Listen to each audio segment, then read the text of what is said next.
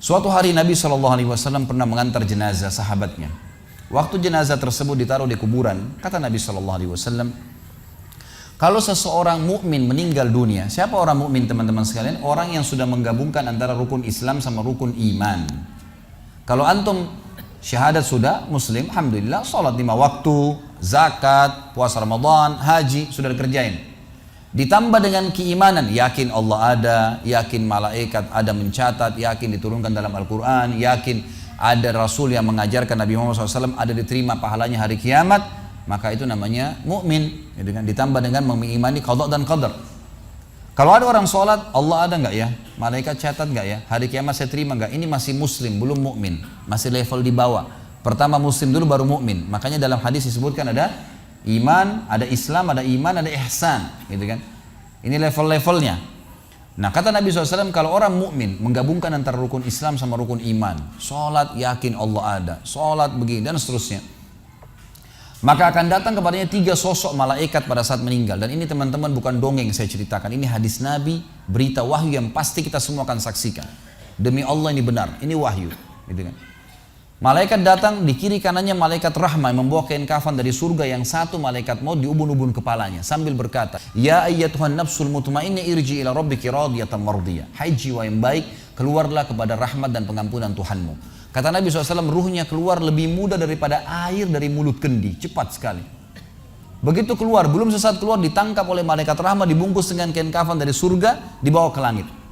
Begitu dibawa ke langit, menembus 7 lapis langit, semua malaikat-malaikat di atas langit sana berkata, ruhnya siapa ini? Sungguh mulia ruh ini. Kenapa? Kata Nabi SAW, karena ruh itu mengeluarkan bau yang lebih wangi daripada bau kasturi. Semoga kita semua insya Allah termasuk.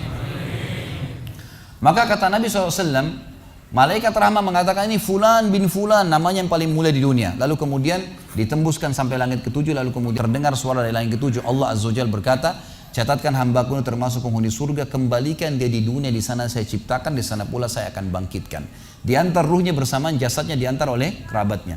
Baru 3 langkah mereka jasa, ruh ini masih mendengarkan suara sendal mereka. Lalu malaikat datang mendudukkan dia lalu berkata, siapa Tuhanmu, siapa nabimu, apa kitabmu? Lalu dia kalau orang beriman, kata Nabi SAW, Allah berfirman, yuthabbitullahu alladhina amanu bil qawli tsabit fil hayatid dunya fil akhirah. Allah akan tetapkan jawaban lisan orang-orang beriman di dunia. Kalau dia belajari agama ini lalu ditanya kenapa kau sholat, kenapa kau puasa, dia akan punya jawaban dari wahyu.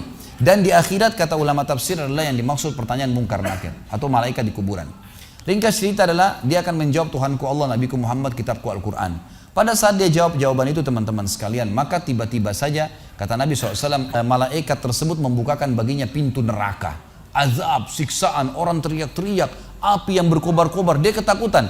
Kata malaikat, lihat dari apa Allah selamatkan dirimu. Karena kau beriman, kau nggak jadi masuk sini. Ditutup. Supaya dia tahu nih, kalau dia berbuat salah akan masuk situ. Ditutup. Dibuka pintu surga, dayang-dayang, permadani, istana yang luas. Luar biasa. Dia gembira. Lalu kata malaikat, kau akan masuk di sini. Maka si mayit tersebut pun berdoa mengatakan, ya Allah cepatkan waktu, karena aku ingin masuk ke dalam surgaku. Lalu datang di sebelahnya orang yang tampangnya gagah, badannya bersih, wangi, saking sempurnanya kata jenazah ini. Ruh ini berkata, siapa kamu ini? Sungguh sempurna ciptaan Allah pada dirimu. Maka dia berkata, saya amal soleh yang akan menemani kau sampai hari kiamat. Maka kata Nabi SAW terdengar suara, lapangkan kuburan hambaku ini seluas pandangan matanya. Dan bukakanlah pintu surga baginya setiap pagi dan petang dia melihat. Maka jadilah kuburannya taman dari taman surga sampai hari kebangkitan. Baik. Sebaliknya kata Nabi SAW, kalau orang fasik, siapa tadi fasik? Muslim yang masih berbuat maksiat. Teman-teman hati-hati. Jangan kena mengandalkan sudah syahadat kemudian bebas berbuat dosa. Hati-hati. Fasik dan orang kafir proses matinya sama. Kata Nabi SAW, orang fasik dan orang kafir akan datang kepadanya 3 malaikat. 2 malaikat azab di kiri kanannya, 1 malaikat maut di ubun-ubun kepalanya yang berkata, hai jiwa yang busuk, keluar kepada kemurkaan Tuhanmu. Maka ruhnya berantakan di tubuhnya, tidak berani keluar. Lalu malaikat maut menariknya dengan keras. Ibaratnya seperti bulu domba yang dibasahkan, dililitkan di pohon berduri, lalu ditarik dengan keras sehingga berantakan bulu domba itu. Keluar, belum sesaat keluar ditangkap oleh malaikat azab, dibungkus dengan kain kafan dari neraka, dibawa. Baru langit pertama nggak dibukain pintu oleh para malaikat.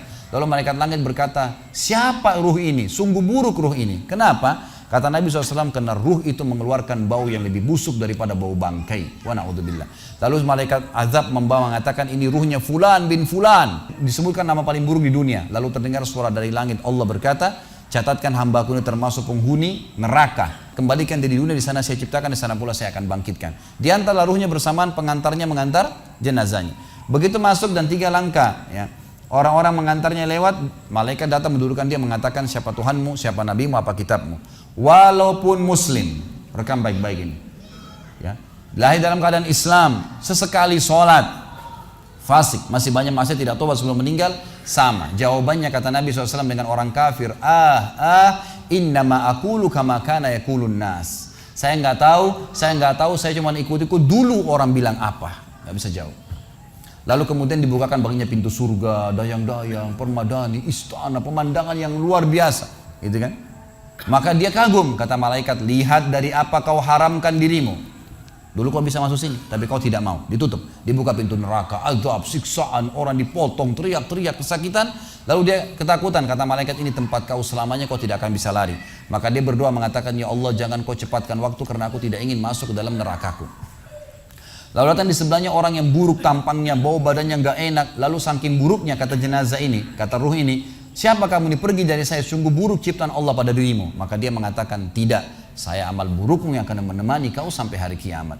Lalu dalam penutupan hadis Bukhari ada 2 riwayat. Yang pertama, Allah Azza wa Jal, ya, mengirim kepadanya malaikat yang tidak punya penglihatan dan pendengaran. Allahu alam bagaimana nih, yang membawa sebuah besi, yang kalau besi itu seluruh jin dan manusia bersatu mau membalik saja mereka tidak mampu. Bayangkan seluruh jin miliaran, seluruh manusia miliaran, balik saja mereka tidak mampu. Ini saking kuatnya malaikat tersebut.